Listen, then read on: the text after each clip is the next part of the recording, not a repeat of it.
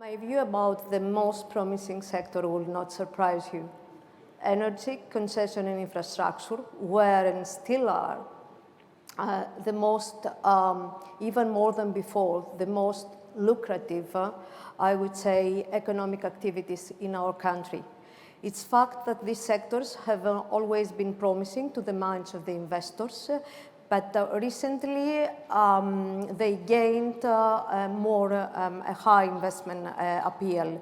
In light of the recent development, I mean the international developments, it was painfully confirmed what we have been supporting for years concerning the need of our country to accelerate efforts towards independence from importing fossil fuels and the acceleration of investment in clean energy, in storage, both for reasons of national and energy security, but also for economic reasons beyond any climate crisis. Our country has the ability, even now by accelerating the planned investments in the production and storage of clean energy in electric and interconnection as well, to ensure its energy self-efficiency.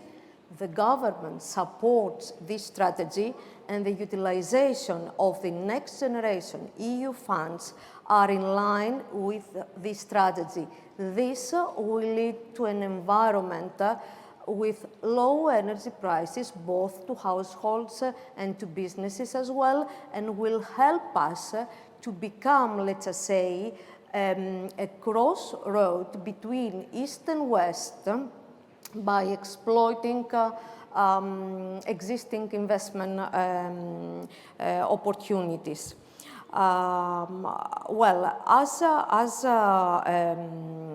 It's not, I'm sure it's not an easy task. It will take us years, but it's the certain way to go in order to become an appreciated regional power player in the European country. We as a group have been contributing for years and will continue to invest in the energy. First of all, in the clean energy.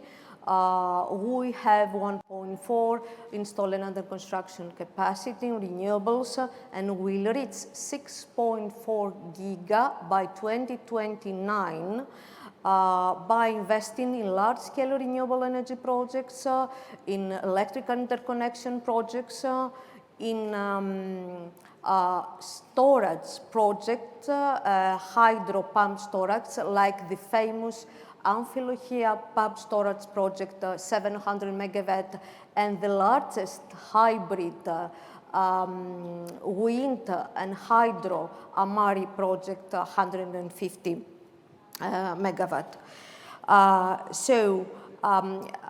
Regarding the conventional power generation, except our presence through IRON, we developed a new CCGT plan, 870 megawatt.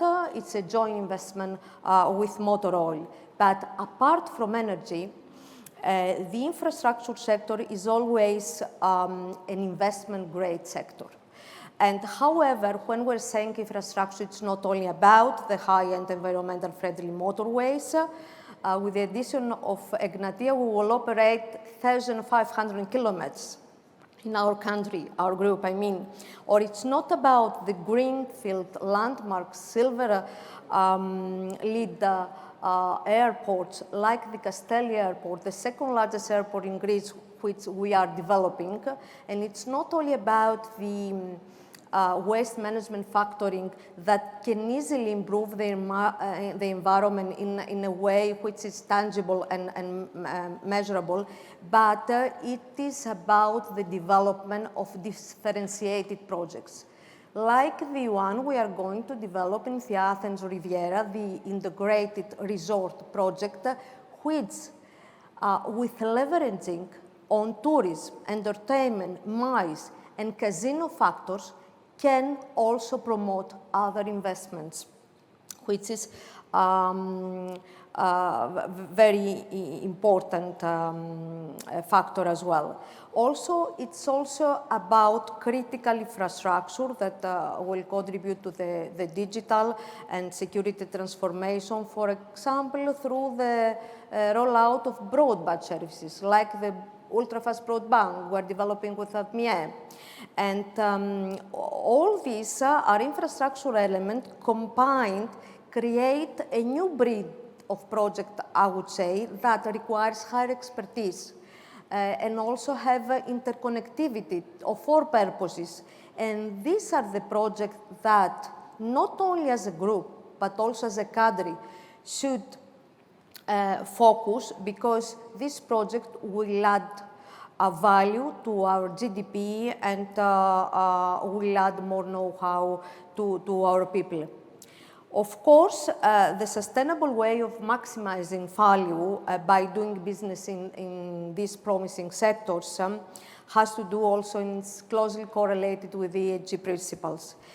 ESG waves of change have been sweeping the investment and business community, both locally and abroad, mainly the last 5 years, but there are many surveys prove that based on an EY survey for 2021, many 9 in 10, as I read, global executives say that environmental sustainability are very important to their investment strategy. 26% of Eurozone CEOs cited ESG as the key reason for pursuing acquisitions. But allow me to briefly and simply and practically present just the context of ESG for a group generally and also for our group. First, we have the environmental front. I'm not going to say much because this is our strongest ESG area.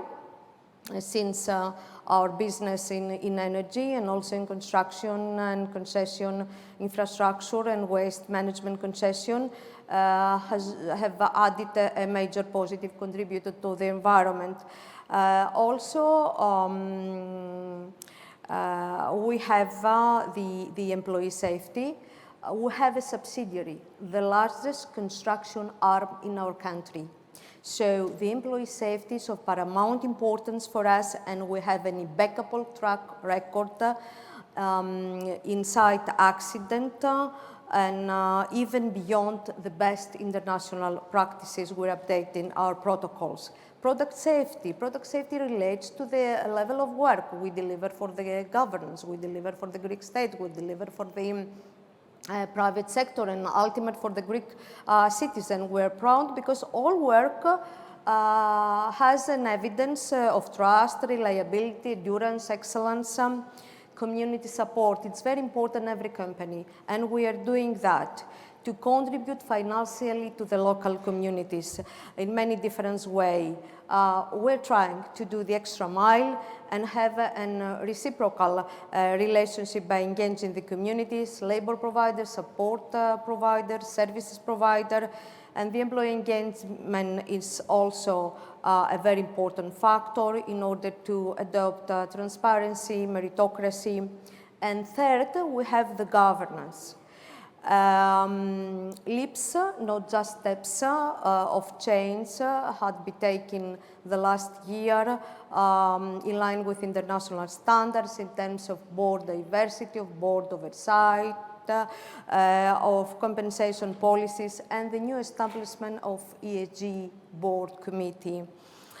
We should promote the use of ESG factor as an integral factor, I would say, of operation, not a distinct one, and we have to incorporate our ESG principle into everyday decision making.